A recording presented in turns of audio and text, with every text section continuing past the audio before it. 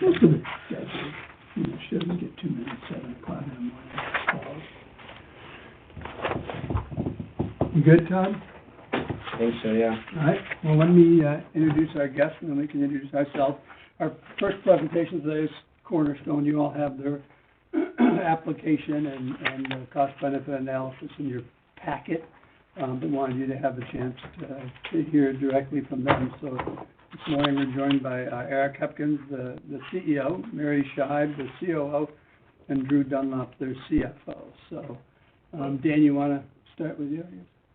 I'm Dan Koya. I'm Janine Chat. Harry Anderson, everyone. Welcome. You guys know Tom. My name's Tom Seaman. I'm the IDA attorney.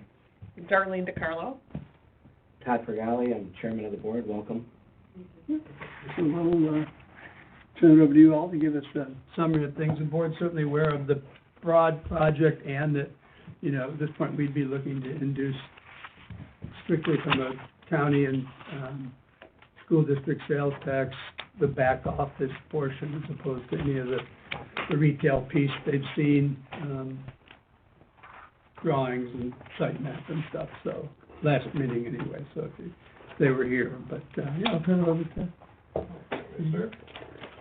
So, we're establishing a two-building complex where we're gonna totally gut and redo the OTB building, where that will be a branch, as well as part back office, where we're gonna have our real estate team that's processing all the back-end parts of the loans. And then we're gonna build a back building, and that's gonna be mostly back office, but we're also adding a drive-up teller area there.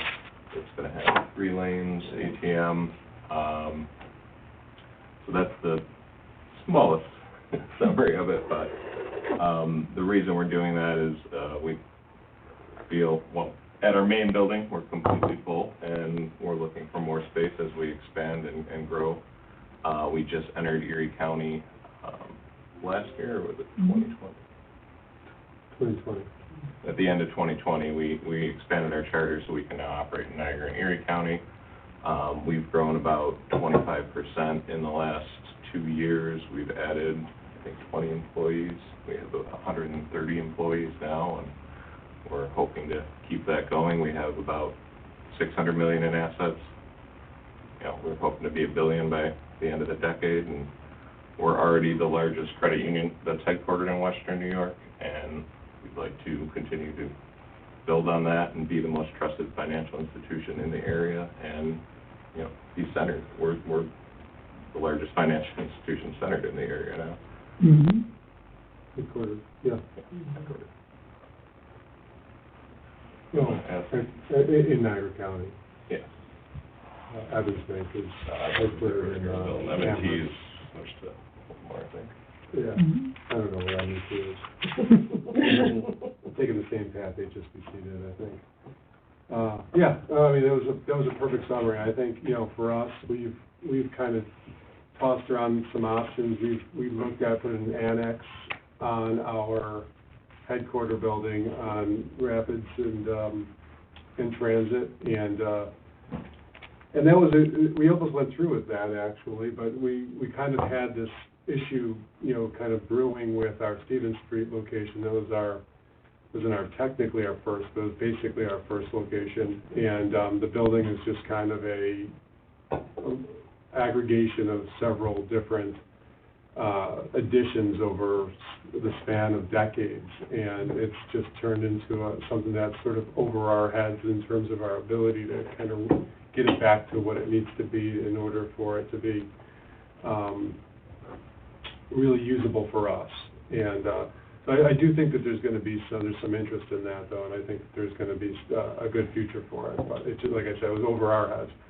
And when the availability of the OTB parcel came up, it's an over 3-acre lot, as you all know, and that really gave us some great options. It also was really attractive that it was right in that sort of retail corridor for Lockport. I think, it gives us some good visibility, lets everyone in this community know that even as we're opening our doors to Erie County, which I view as one community, Erie, you know, western New York is Erie and Niagara County, but we were limited to Niagara County for so long. We didn't want the community to think we were shifting south, you know, sort of like, I guess, first Niagara did, and, you know, then kind of left its roots. So I think this is a real visual cue that we're rooted in this community and we're going to stay rooted in this community. So that was a real attractive part to this parcel. And with the 3 acres, we were able then to tackle what we were going to do with the annex in at our headquarters and, you know, accomplish the back office space, but then also give us some good visibility on the retail side as well. So it's an exciting project for us. It's a big project for us. I don't think we expected the costs to be quite where they are, but you know, the pandemic and the supply chain and all of that is inflation, you know, has added to that a little bit. But it's still very worthwhile, and I'm very excited about it. So we'll probably have to do the annex anyway in a few years, but hopefully we'll have to do it anyway in a few years. But so you know, it's an exciting project for us. It's definitely a big project for us, that's for sure. So how many employees do you currently have at each of those 2 locations that you have right now? Like at the main one and then down on Stevens Street? 78 or so? I have those. I do think it's on here. Stevens Street, we have been moving a lot of ancillary things out of that over the last couple of years, so it's really just functioning like a branch. So I think there's only eight or 9 people there now. But we have, I think it's 106 was the number for, and it is in here somewhere. I think it was 106 at the main building, 105 full-time and 1 part-time. So. Which we have people basically sitting at kitchen countertops at this point. Yeah, we are completely full. And we do have another branch on Whitmer Road in the town of Niagara, another branch on State Street in Middleport, a branch in Main Street in Tonawanda, and 1 branch in Erie County on Stall Road. And those all have 4 or 5 employees. 4 to 5, yeah. 4. Really the minimum we could do per a branch. And So you said it's you planned on adding 10 to 20 employees in the next year? Is that the Yeah, that was the projection. Yeah. The 10 was the number we put on here and that's just in those 2 buildings, but we may be able to add at the other branches and maybe even add another branch in the next couple of years, and probably in Erie County. Yeah, I mean, there's some needs we have, we're literally holding off, because if we hire someone, we don't have any place for them to sit. Right. It's certainly reassuring to hear that you plan on staying rooted here in Niagara County and as the largest credit union in Western New York. That's pretty important to us.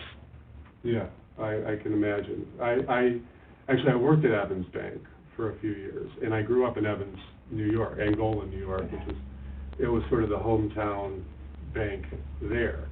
And it was kind of a dream working there, but I slowly watched them move their operation, you know, north, and they after I left, they actually made the move from Hamburg to Amherst, and I always just thought that was such a shame. It was like, I don't know what they were trying to be or what they were trying to prove with that, but it just seemed like they were doing it for reasons that were beyond, I don't know. Some sort of optics, yeah. Some sort of optics, yeah.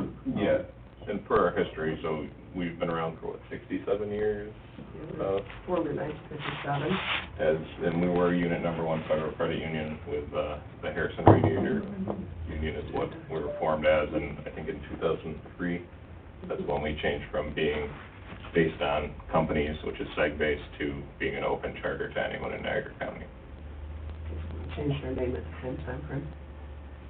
If you haven't had a chance to look at the application, they are a nonprofit, so there isn't any sales tax or mortgage recording tax. It's, quote, strictly a pilot, and we've worked with Drew fairly carefully to realize that that back office piece, albeit kind of split between the 2 buildings, is about 5,000 square feet. It's about $4.8 million of their costs, which kind of calculates out to around 54% of the overall project, just so you get a sense of that sort of metric.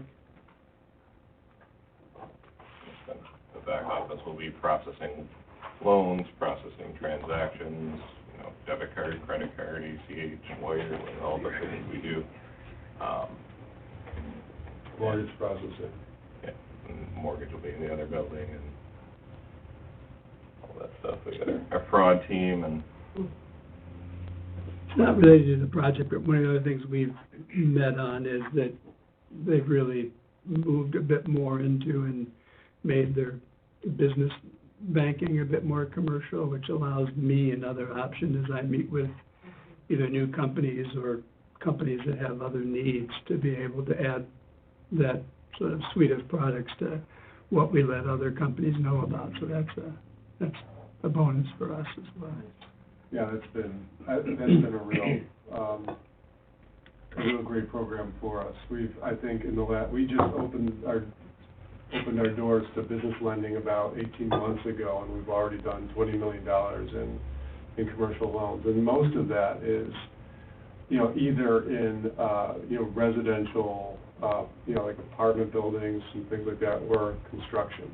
So it's and it's all local. Obviously, we've done some, credit unions can share what they call participation. So to get our program going, we've participated in some other credit unions, loans that they've done, just so we could start generating some income to afford to be able to hire people to help the program start. But everything that we do has got to be local. They have to meet the same qualifications as our membership. So you have to live, work, worship, go to school, or volunteer in Niagara, Erie County. So all of the commercial lending we do in the region will be, within our community, which is nice as well.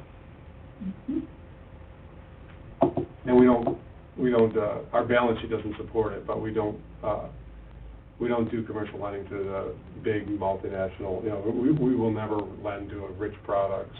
Or, not that I have anything against rich products, but it's going to be more community-based, small business, that type of stuff that we do our work with. Other questions? Just to understand our process, we'll probably later on in the meeting, hash things out a bit more. If the board wants to move forward, what the next step will be is to call a public hearing. We have to, for any kind of inducements, not only have Tom put together an inducement resolution, but first and foremost, have a public hearing. It's likely to be at our next meeting. We'll have to check the calendar, but we'll invite you to that as well. I would tell you that, for better or for worse, we do not see a lot of public participation in those public meetings, but it is a kind of a necessary step for us to follow. here as well, or They are, yeah. So I'll circle back to you after we finish meeting today, but, I've got a couple of questions oh, for you. sorry about that. So on page 5, there's a question that it reads, please confirm by checking the box below if there is likelihood that the project would not be undertaken but for the financial assistance provided by the agency. You've checked no on that. And then the next question is a follow-up, and I'm wondering if you can expand on that for us verbally. The question is, if the project could not be undertaken without financial assistance provided by the agency, then provide a statement in the space provided below indicating why the project should be undertaken by the agency. And I'll tell you the reason why I ask. The board here has a uniform tax exemption policy and guidelines, UTEP, which can be deviated from, and we have deviated from it before. But one of the 3 criteria that fits into their standard uniform tax exemption policy and guidelines is the question as to whether the benefits derived by the transaction are necessary to make the project economically feasible. You should see their expanded answers on the next page. I did, and I'm hoping that they can, verbalize them and discuss them with the board a little bit. With a little bit of background to that, I do understand you've already received your approval from the planning board, from the town of Lockport, and that you've already pulled your building permits, correct? Yeah. So I think it's fair to say the project is moving forward regardless of whether or not this inducement of the pilot takes place. Is that fair? Yes, and then that's, I think Eric already kind of touched on the biggest thing, where obviously we're moving forward with the project and we're not trying to, pull anything over yet Right. here. But the costs are certainly much, much higher than we expected them to be.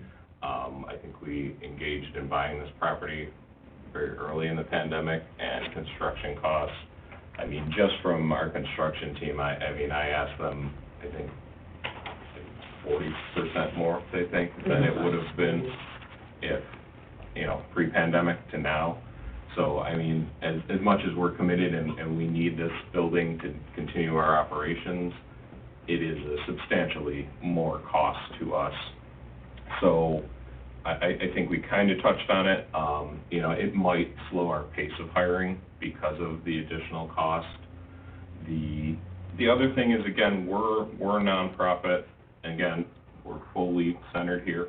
It's everyone we employ is a taxpayer here. Everyone who is an owner is a member, lives in here in Niagara County. We do a lot of, investment in the community. Now we're doing more and more business investment in the community, which provides more jobs, more taxes. We're also, I think, a very big contributor in charitable ways and in volunteering ways in the community, where we've given a lot of money during the pandemic to a lot of the local charities. We gave extra money to Feed More, to hospice, to I'm trying to think a few more, but quite a few more actually there was. But I'm on the board at the Cornerstone Arena. Eric's on the board at the aquarium. We're fully committed to this community and enhancing this community, improving this community, and expanding jobs here, higher. It could slow what we do if we get this assistance. We're going to hire more people. We're going to do more lending. We're going to do more investing in the community, which ultimately benefits the community, creates more tax base, creates more taxes, pays it back. So I don't know if you want to expand on that. Yeah, I mean, the financial dynamic to it too, which, and Drew could actually probably elaborate on it more, but, we have a capital ratio that we have to adhere to. So when we entered the pandemic, we were, just to boil this down real, our regulators demand that we keep 7% of our assets aside as capital. That's basically, for a run on the bank. If you've seen, It's a Wonderful Life, that's where George Bailey pulls his $7,000 out and hands it out, it's like, that's the money we have to keep on hand for that. And so when you dip below 7%, you get babysitters. And we dipped below 7% when we went into the pandemic. And now we've worked our way back up. We're at 7.9%. 7's the minimum. It's kind of like they don't like you to be at minimums, So we're trying to get ourselves back into the 8s, close to 9% range. That's where regulators are generally comfortable. When these capital costs come directly out of our capital ratio. So basically, when we looked at this project, we were probably ballparking $4.5 to $5 million on this project. When we saw this price tag, the first thing we did is, can we still afford this? Because our capital ratio, everything that we earn in net income has to go into that kitty right now, so that we can substantiate to the regulators that we don't need to be supervised, or that's when they, at our size, they start to find suitors for us, because they don't want to risk, they're insuring all the deposits, and they don't want to risk their share insurance fund. And the bigger you are, the more risk to the share insurance fund there is, the more, sort of oversight you get, or more chance you are that they'll come and say, Summit, ESL, would you guys be willing to take on this for us? That's sort of where we're taking the max that we can take on all of the accounting principles. We're going to depreciate this over 43 years. So it's this is going to sit on our books for a long time, whereas it may have only sat on our books for 30 years because of, it being a $4.5 million, expense for us. So I think that was a big driver for us as well. I don't know if you want to say any more to that. Yeah, and I think that kind of is more background on why it might slow our pace of hiring, because every dollar is either earned or it's an expense. So because we need to keep that capital ratio where we need to keep it, that would slow down the pace of hiring. And if we have this additional inducement, it would allow us to spend that money for more jobs, which is going to increase all of those things which we talked about. Yeah, it also affects our ability to pay dividends to the membership, which is, you know, I always say if we make too much money, we just give it back.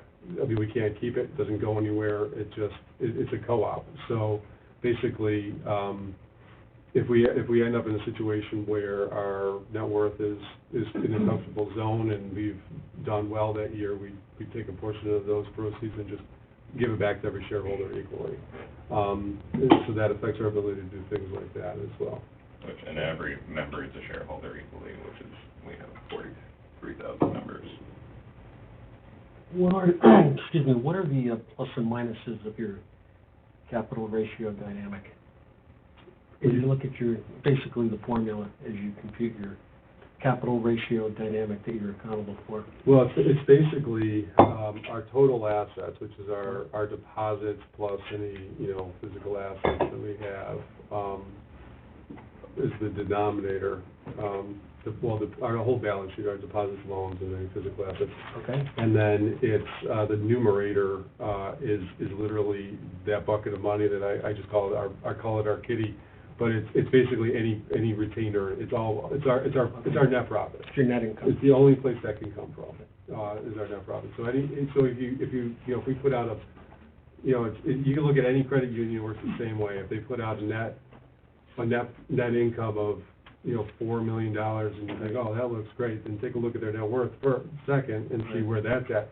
Now, if that's at 11%, and they're taking a net income of $4 million, and you've got to wonder, okay, what are they going to do with that $4 million? Because they don't need to put it in the kitty. But if their net income is high and their net worth is low, in the sevens, even in the low 8s, then that they should be taking all that money and putting it into their capital. Do you have some type of dynamic in there also for carry forwards and other reserves that you're able to exclude from that metric, or? Kind of like a rainy day fund, so to speak? Not really. The big difference between us and banks is it can issue stock, and that goes in that same pool. Okay. So for them, it's mostly stock issuance plus a little retained earnings. Ours is 100% retained earnings. Okay. And if we don't make it, we're out of luck. We do have pools of money set aside for loan losses. Okay. Which would take away from, if we were to just. Those are balance sheet reserves, though, right? Yeah, but on that exact calculation, and it's very heavily regulated, it's just retained earnings divided by your assets. Thank you. Thank you. Thanks, Rob. Other questions? Sure. We appreciate you guys' time. I'll circle back after our meeting.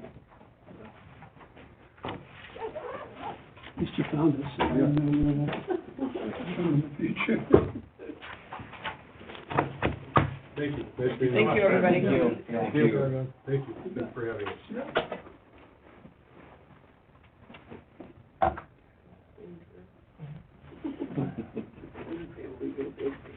Yeah, if you see anything left on it. It's true. Here's all the gear. Just leave your number. Leave your business card. Just always thinking. Thank you. Bye-bye, have a good day. Thanks, Eric. Yeah. Take care, Dick. Appreciate it.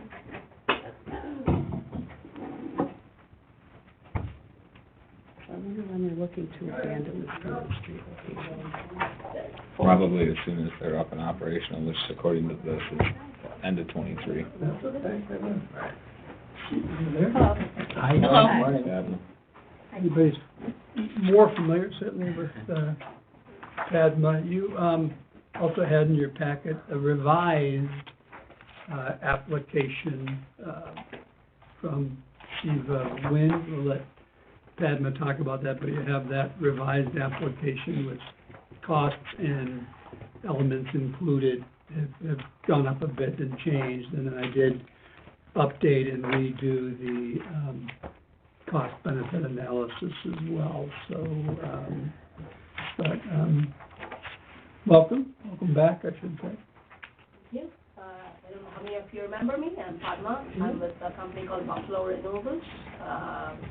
I moved to the Buffalo area back in 2009 for my master's at UB, and graduated and decided I'm staying. I'm an electrical engineer. I work with a company called Niagara Wind and Solar right out of UB. We focused on small wind turbines going up to 50 or 100 kilowatts back at the time. We did everything from permitting, installations, and our core market. We were based in Niagara Falls, and our core market was in Niagara, Erie counties, Genesee County, and this area. And when my boss there decided to retire, I started Buffalo Renewables, and we've been going progressively towards bigger turbines. With Niagara Wind, we were up to 100 kilowatts. With Buffalo Renewables, we started at 100. Now we're developing projects up to 5 megawatts. And these are all distributed wind projects, which means there's only one or two to a site, and most times it powers right there for on-site generation. Or sometimes we wrote a law called remote net metering that allows us to put one system and feed multiple meters. So the idea part in the past would, for each business, it would need a separate system. It could potentially put one system and feed all of those meters separately. That's our core business model. That's what we've been working on forever, and I'm very active in the distributed wind industry. In 2018, I partnered. We basically just research turbines. We look at the wind or solar resource at a site and decide which turbine is ideal. And then we. Unlike solar, when every turbine is different, we pick a good partner based on their certification, their track record, and all that. And we partnered with the Siva turbine made in India back in 2018 or 19, and sold the first 2 systems here. There is a big gap. Most of our customers now need a 100 to 250 kilowatt turbine, but there's nobody else making those turbines anymore. And they've been making this turbine for about 20 years in India, and they have a proven track record. So we installed the first 2, and we were happy with the support they offered. And we partnered with them to apply to make the turbine better. We applied for an R&D grant with the National Renewable Energy Laboratory to make the blades longer, and we got that awarded end of last year. And we've been slowly exploring with locations to bring manufacturing here because there's a gap in the market, and we think this turbine will feed that really well. I don't know if you got, I had submitted some supporting documents. I don't know if you can review all of that. It was a lot of paperwork. So the National Renewable Energy Laboratory and the Wind Energy Technologies Office of the Department of Energy has been focusing on improving distributed wind for a while because they recognize there's a need. And most large wind turbines have gone on to offshore, so we know there's space and there's a need for increased energy. So this turbine fits into all of those goals, and we've been working with them for a while. And we like the location in Lockport very much because it has a good wind site. The space is enough. And it is sort of central to our usual market in Western New York. And we are very familiar with the area. So we want to purchase the 10-acre parcel that's available on Enterprise Drive across from Yahoo and start a manufacturing facility there. Our delay in getting to you, as most of you know, is about doing a wind project on site. We're still working with the DOT to get permission. We don't know when that will happen, but, you know, I've been doing this for 12 years, and usually permitting takes a while. We'll eventually get it there, but we want to proceed with the turbine project. With the manufacturing plant, we're going to be there for a while, so we can get the turbine anytime. That's why we've submitted the formal application now. I had a chance to meet her main partner, Manny, right? Manny, when he was in the States. I forgot my question. Oh, initially that facility will be an assembly facility of their cell and so on, but any inkling of when or what the hurdles are before you'd be able to do the actual blade manufacturing there? So our original plan when we started in 2020 was to go first for the blade assembly facility, but that is very technical. And we didn't get the grant, R&D grant we were looking for the first year, and we got that awarded only end of last year. And because of like supply chain issues, we just revamped it.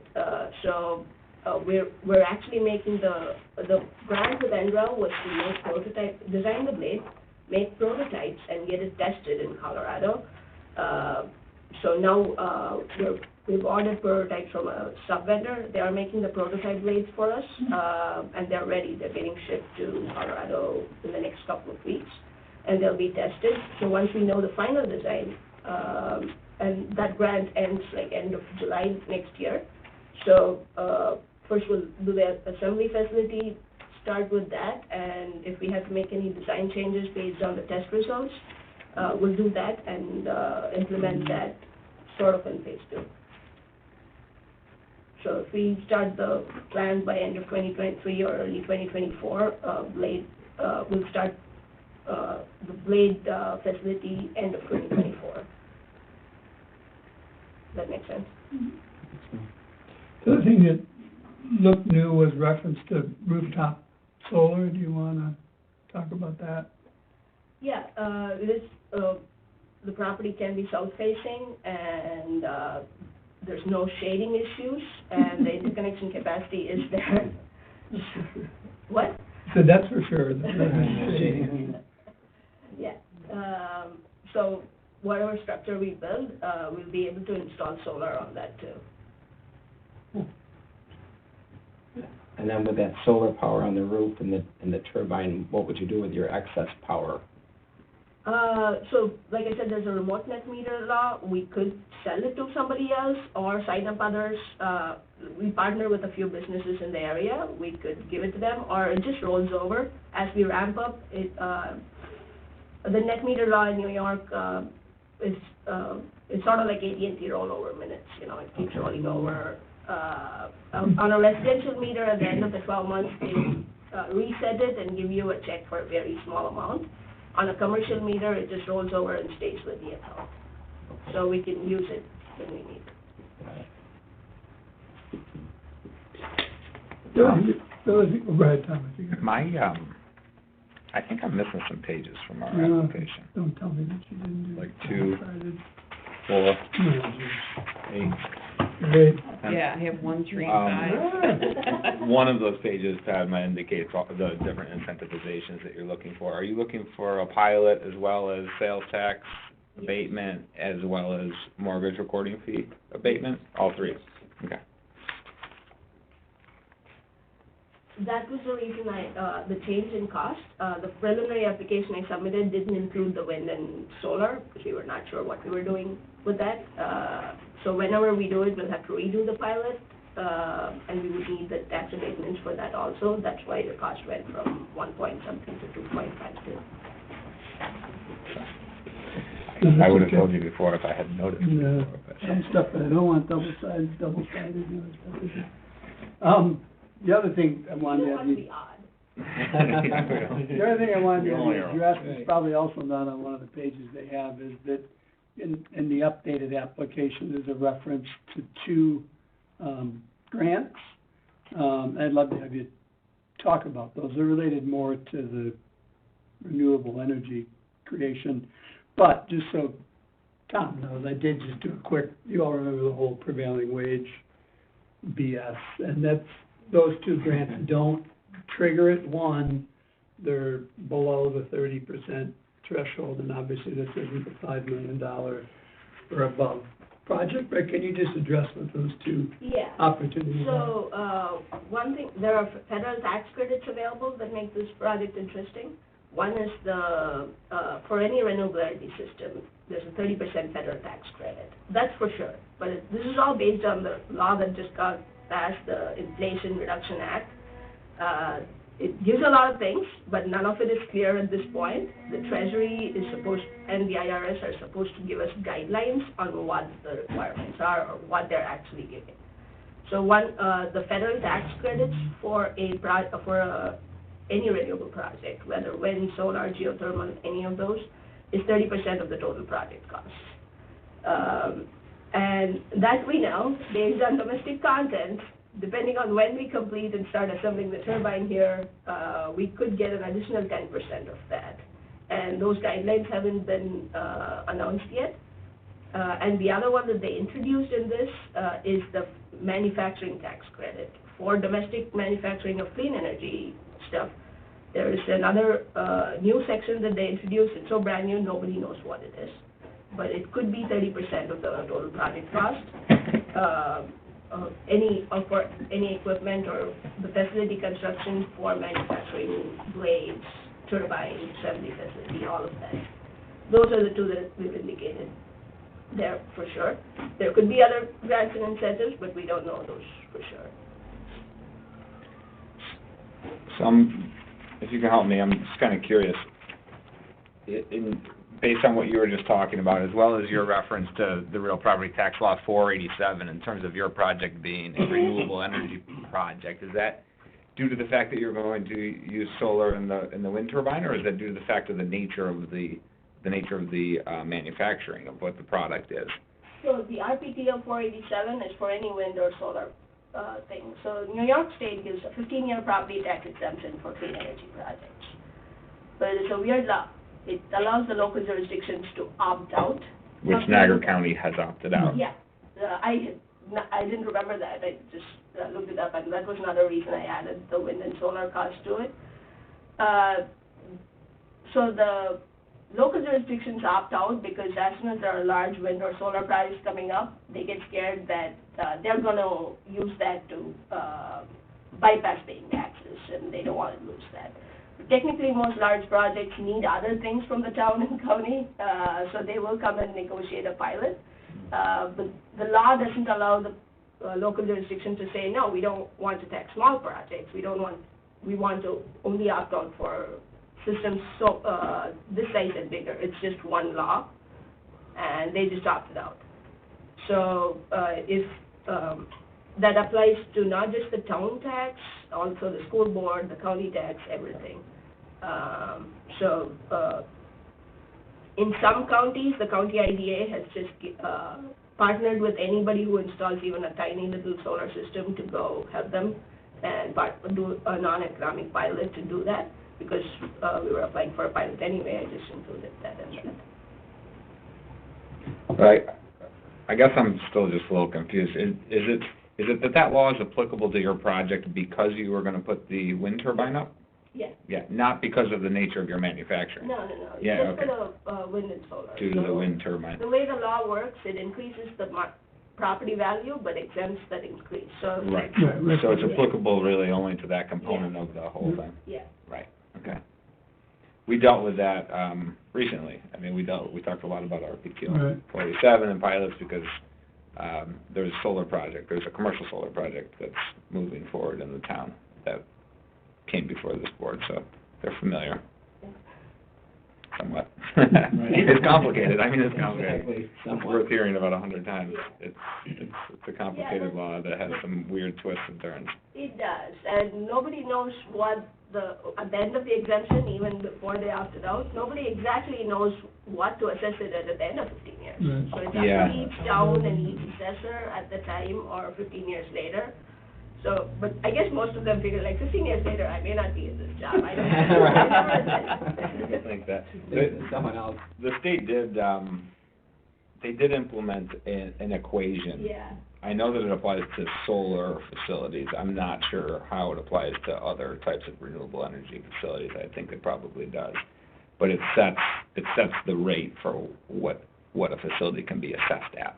Okay. the I think Tom lawsuit's mentioned over. that to me. I haven't looked at Yeah. it yet. But somebody filed a lawsuit against it, so I don't think it's being used. Typical state. Yeah, no, Right, I seriously. think I forgot about that extra twist. I It's like checked on the 100 website the other day, there was still like a banner, like, on the page that has the algorithm or the discounted cash flow, there's a banner that says, lawsuit, blah, blah, blah, and something, but.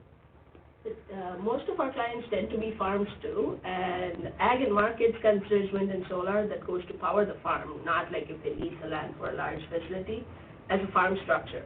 So they would still get the exemption through that, because it would be a farm structure, and agricultural exemption is for 15 years anyway. Yeah.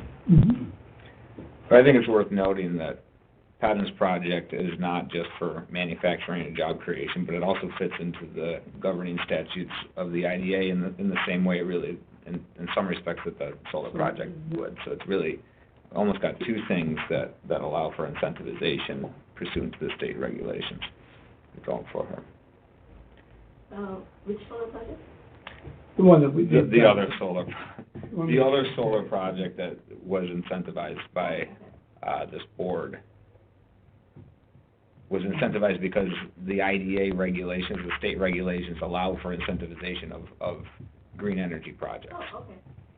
So not only is it the traditional application that has, job creation, manufacturing creation, but it also has the component of the green energy project added to it. Yes. Other questions? Just a 2 to 3 part question, it's really just for informational purposes. The turbines, if you install basically a tower on the property, there'll be a turbine operating the windmill.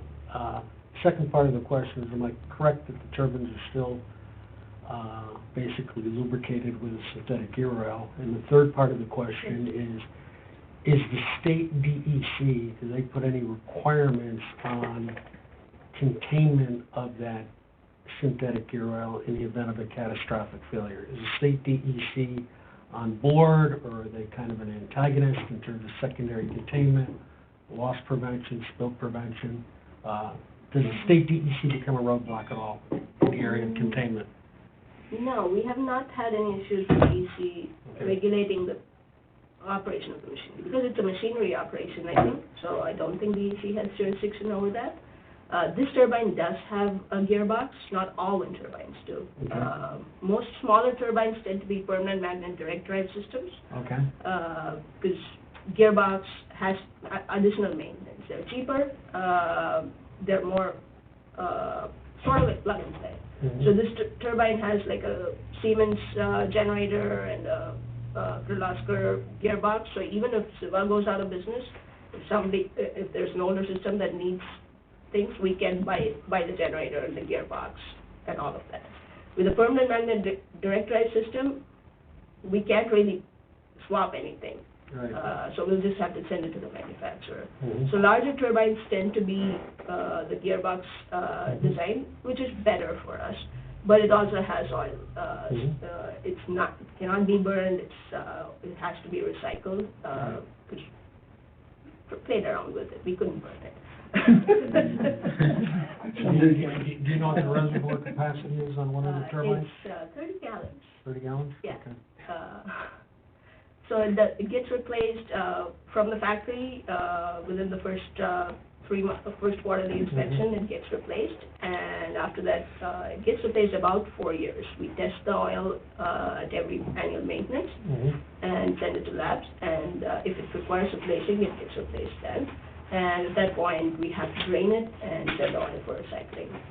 And so the DEC, to your knowledge, doesn't have any requirements in place No. in the event of a failure of that gearbox, a spill of that 30 gallons of synthetic gear oil on the property, et cetera, et cetera?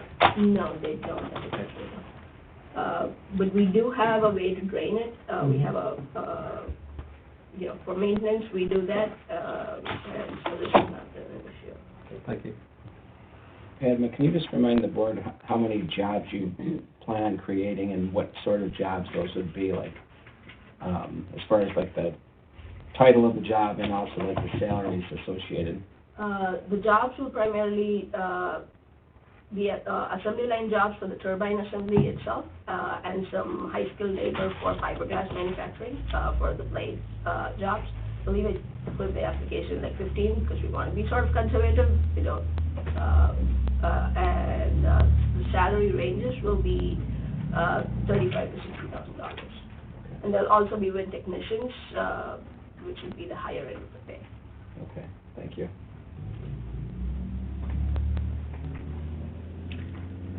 The last question I have for you was, in terms of getting the authority from the DOT or whatever other Third party. neighbor that you're looking for. Is your plan is to move forward with the manufacturing facility and then put up the tower when you can put up the tower? Yes. Okay. So I also realized going back through how we were able to do other projects in the town, and there was no issue, and the setbacks and everything was really weird. So when we did the first turbine, the town had no ordinance, so they did a special use permit. And they just took our application and made that the law. And that was for a 10 kilowatt. Genius lawyer work. Wonder what lawyer did that. I was like, how does the Bailey project meet everything exactly? How do they even manage that? And then I went back through That's good. Well, but mostly towns don't have a guideline. Until an application comes in front of them, they don't know what they're looking at. So that gives me some hope that the town may be open to revisiting the ordinance. Other questions? Well, two things. We'll probably in executive session kind of get a commitment on a land, like per acre price, just so you all can factor that in, but probably more importantly, the one remaining step before we could vote on an inducement is a public hearing, probably to be scheduled at our next meeting, which we'll figure out today, calendar-wise, if that's on our regular meeting day or not, but it would be in here. Don't tend to have a lot of public attendees, but it's definitely a step that we'll go through. Say when those go. Well, I don't know. Maybe, you never know. I'm always prepared for that. Yeah. But an official or sort of at least an unofficial offer letter would really help us proceed on the financing, because right now we don't really know what the price of the land we're buying Okay. is. Gotcha. And there are other, like, we are going after Excelsior programs and other things, Okay. and all of that requires to give us actual budgetary figures, and we're just sort of estimating things right now. Okay. All right, appreciate your time. It's good to see you again. Thank you. Thank you. If you have any questions, you can reach out anytime. All right, Thank you. Bye now. Have a good rest of the day. Thanks. If it's okay with you guys, can we go to executive now? Sure. Yeah, that's for a motion to go to executive now, Okay, for consultation with your attorney. all right.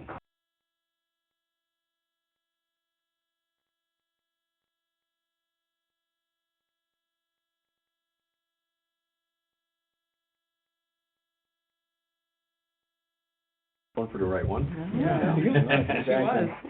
Yeah. The rest of this, I'm sure we'll blow through this until we get down to business, so. Yeah, we'll try to go through this Yep. quickly. I'll need a motion to approve the minutes from last meeting. I'll make that motion. All right, motion by Janine, second by Dan. All in favor? Aye. Aye. Opposed? All right, motion Just carries. received, before you leave the secretary's report, we did receive correspondence from Casanova Recovery. If you haven't been following in the paper, this is the entity that was looking to do some women and children post-addiction housing over at the old infirmary. We won't go into all the details of why that, burned up, but in some cases literally. The plan now is to purchase the Shaw building from the county on the Upper Mountain Road and renovate that to have two programs of theirs in. I don't know why we got invitation, but if you're interested in learning more about their plans, there is a presentation on the 14th out at the Shaw building from 5 to 7:30, but we did receive that correspondence, so.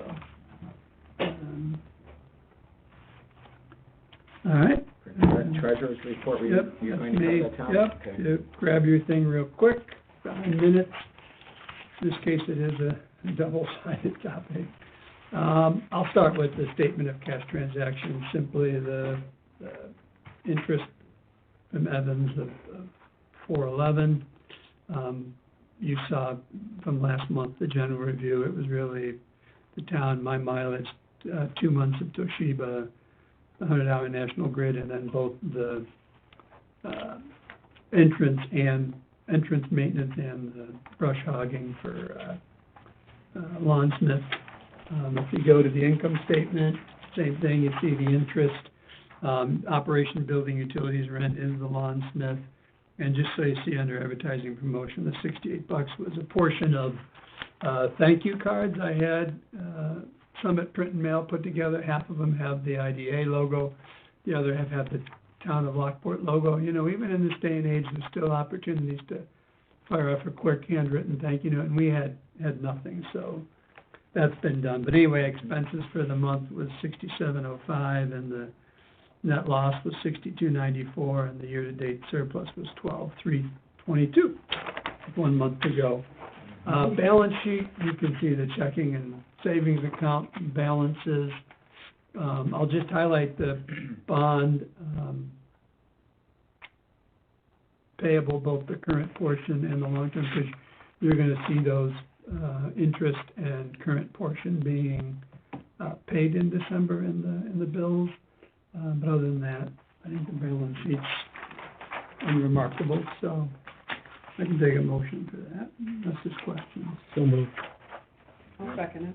All right, motion by Harry, second by Darlene. All in favor? Aye. Opposed? Motion carries. Thank you.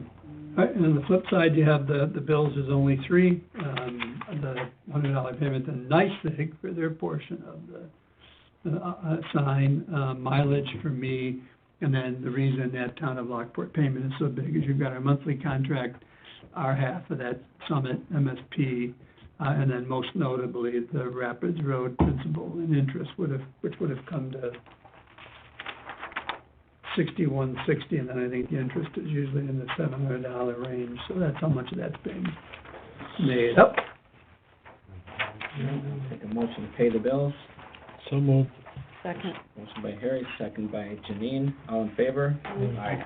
Opposed? Motion carries. Thank you.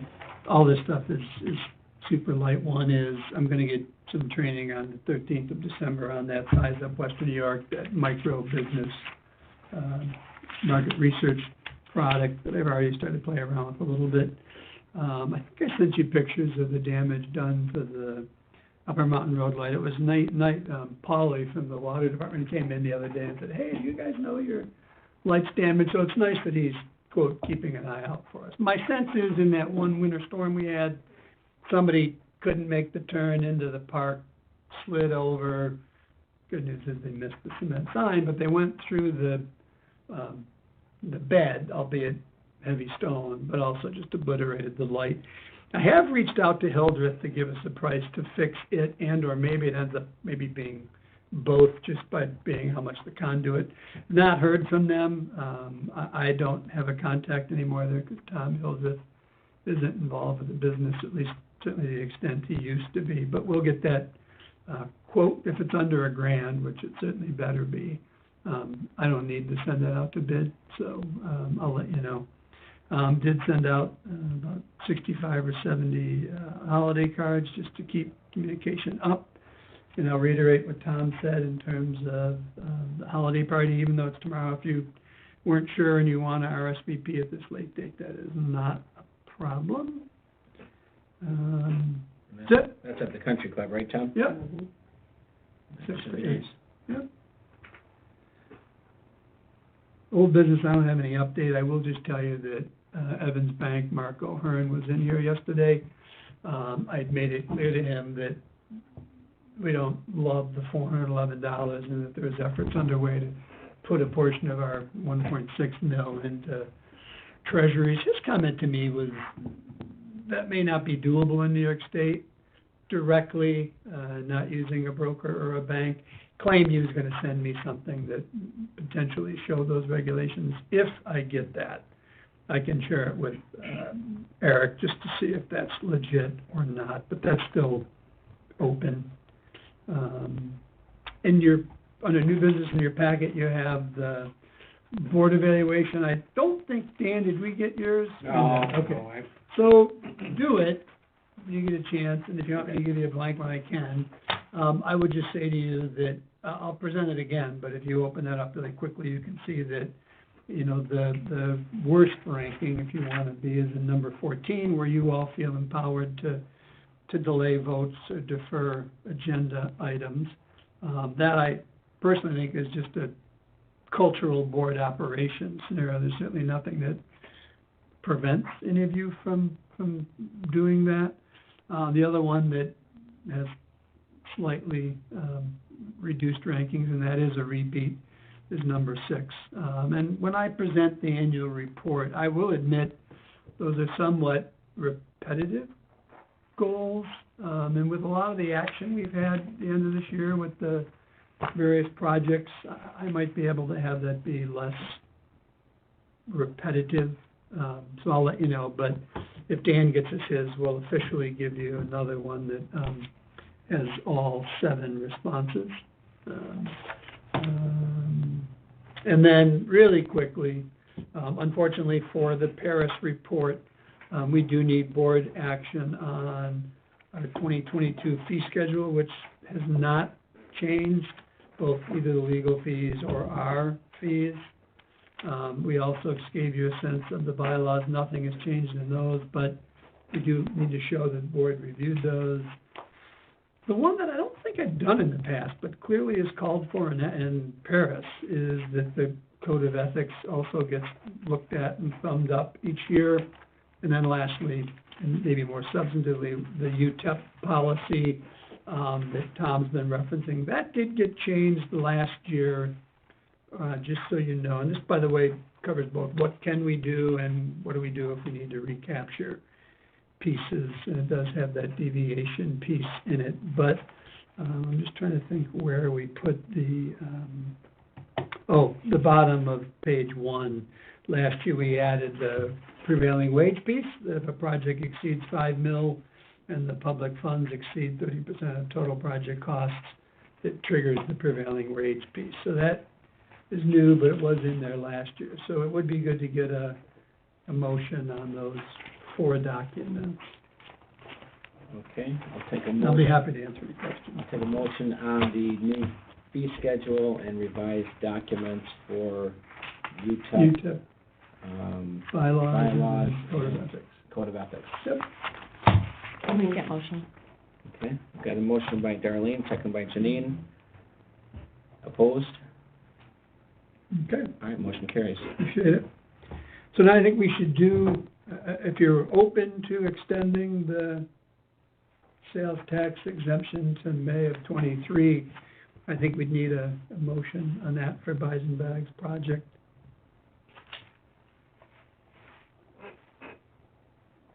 So we need say that again, Tom? We need a motion to extend Extend the period of time that allows the sales tax exemption for the project from 10/31/22 to 5/1/23, I'll say. Okay, I'll take a motion for that. I'll make that motion.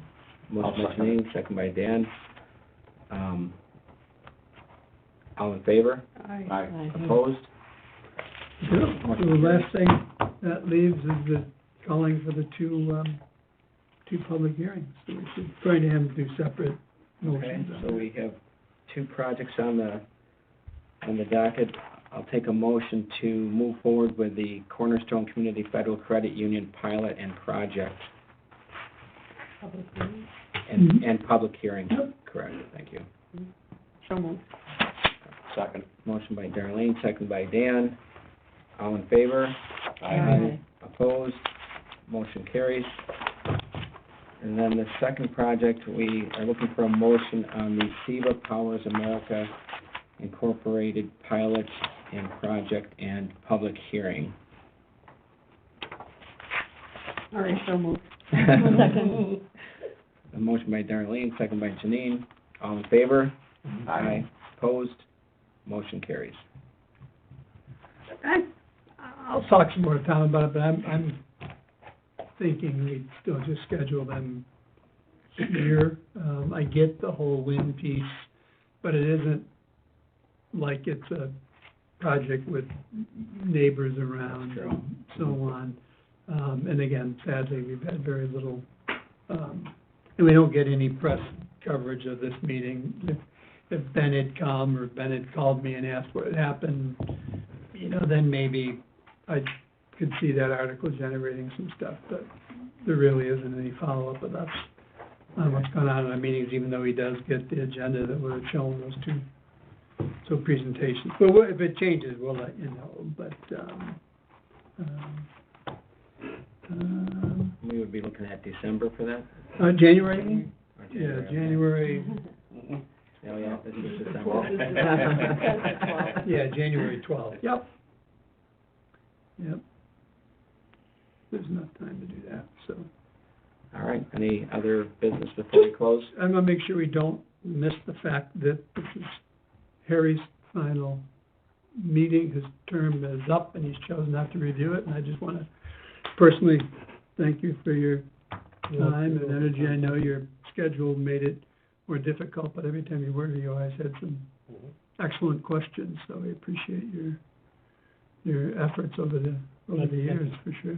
Really, thank you for your insight and your knowledge. Thank you. Yeah. Yeah, I'd say the same thing. I always appreciated the questions that you had, and appreciated that you were here to ask those questions. So, you know, a lot of things come up to the board, and people have different knowledge in different areas, and it was definitely great having you on board.